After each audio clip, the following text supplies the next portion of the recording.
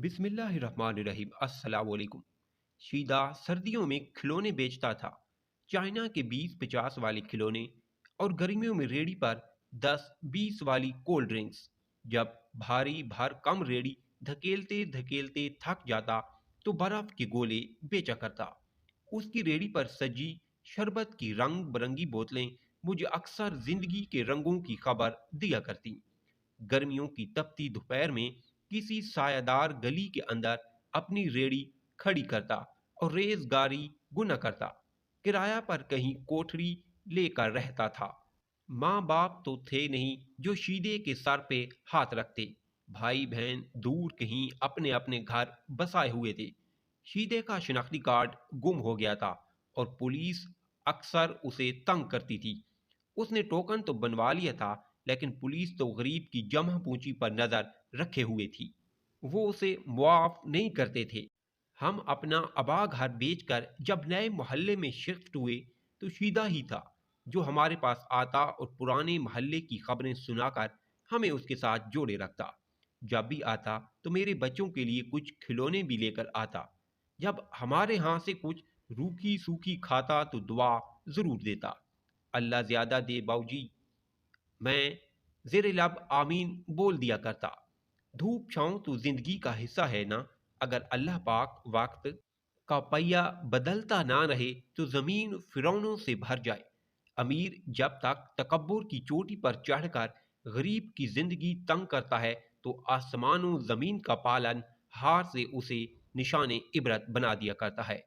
कुछ बदनसीब ऐसे भी होते हैं जिनका हिसाब दूसरी और लाफानी दुनिया में लेने का फैसला कर लिया जाता है। उन्हें तौबा नसीब ही नहीं होती। तो मेरी जिंदगी भी चल चलाती धूप में चल रही थी। शीदा जब इस बार आया तो उसने महसूस किया कि मैं बुझा बुझा सा हूं। उसने मुझे तसल्ली दी और बोला, बाऊजी रेड़ी का बंदोबस्त कर लें, मैं आपको बर्फ के गोले बनाना सिखा देता हूँ, शरबत भी बनाना सिखाऊंगा। कहते हैं तो बोतलें भी ला दिया करूंगा। अपनी गली की नुक्कड़ पर रेड़ी लगा लेना, रब रोटी देगा। मशवरे तो सभी देते हैं, लेकिन शीदे ने मुझे अपने जहन के मुताबिक मदद की और शराकत की पेशकश की थी। शीदे गरीब का कितना अमीर दिल था।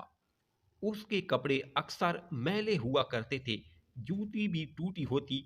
कभी कभी जब मूड में होता तो कहता, बाऊजी आजकल अपना रिश्ता देख रहा हूं, अभी भी शादी ना हुई तो कब होगी। गरीब ख्वाब तो देख ही सकता है ना, चाहे उसकी तबीर उलट ही क्यों ना हो।